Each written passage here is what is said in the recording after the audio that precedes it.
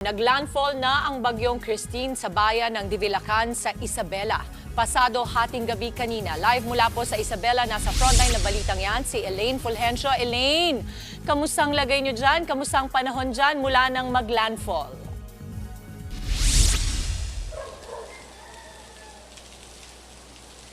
Dimples, ramdam na ang pabugso-bugsong ulan dito sa Ilagan, Isabela, maging yung malakas na hangin. Lalo't naglandfall na nga, pasado hating gabi kanina ang bagyong Christine.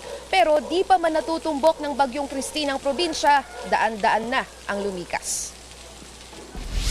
Sa mga modular tent na ito, mananatili ngayong gabi ang ilang residente sa Ilagan, Isabela. Bitbit ang kani-kanilang mga gamit, kusa nang pumunta sa evacuation center ang pamilya ni Ruby, lalo't inaabot daw ng lampas tao ang baha sa kanilang lugar. Lumikas na po kami ng mas maaga. Bali na pong mabaha, ma'am. Basta safety po kaming pamilya po. Signal number 3 na ngayon ng Isabela at ramdam ng pabugso-bugsong ulan at malakas na hangin. Sa datos ng Ilagan Disaster Risk Reduction and Management Office, aabot sa 189 na pamilya ang sapilitang inilikas. Katumbas yan ang aabot sa 700 individual.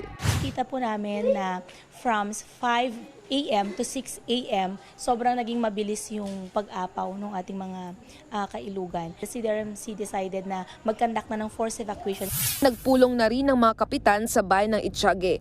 Bukod sa pagpapalikas, pinag-usapan din ang pagpuputol ng mga punong posibleng matumba at makapinsala sa kasagsagan ng bagyo. 2 spillway gate na ang binuksan sa Magat Dam. Nagpakawala ng tubig para paghandaan ng posibleng maraming ulan na dala ng bagyong Christine.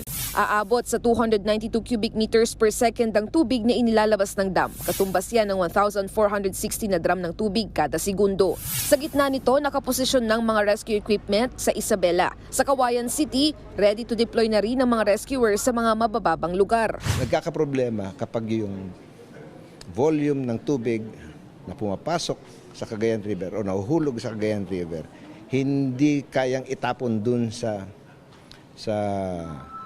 Apari dahil nga sa reduced water conduction capacity ng river due to siltation. Pag nag-backflow siya, ang pinakamababang mga bayan ng Isabela ay 5. All set na rin ang mga relief packs gaya ng bigas, canned goods at hygiene kits. Sa ngayon, 6 na tulay sa Isabela ang hindi madaanan dahil sa baha.